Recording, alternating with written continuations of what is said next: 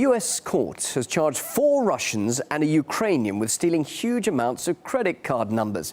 They're suspected of hacking into the computers of major retailers, payment processors and banks, which resulted in hundreds of millions of dollars in losses.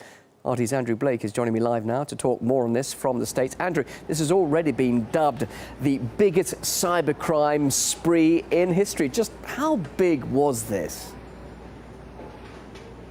Well, there's a reason they're calling it one of the biggest cybercrimes in U.S. history, and the numbers kind of speak for themselves. So we had 5 guys, 4 Russian nationals and 1 Ukrainian man, who over the course of around 7 years were able to penetrate a number of the networks of leading financial institutions, banks, all sorts of systems where very important information was being stored. Now, over the course for several years, those men broke into the databases, allegedly, took sensitive information, then in turn put them on the internet, sold them for a profit, and were able to make money off of other people's money. And in the end, U.S. prosecutors now say that those 5 men were able to compromise roughly 160 million credit cards, causing upwards of $300 million in damage. And just how did they do this, Andrew? How was all this possible?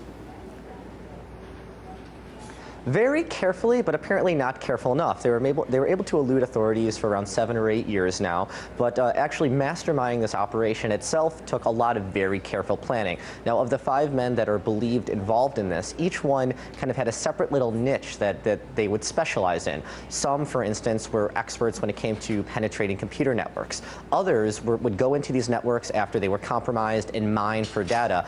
Even more would build up very, very sophisticated internet networks would be able to communicate anonymously. So by having different specialists in different sectors, they were all able to put the pieces together and cause millions of dollars, hundreds of millions of dollars worth of damage and affect people around the globe.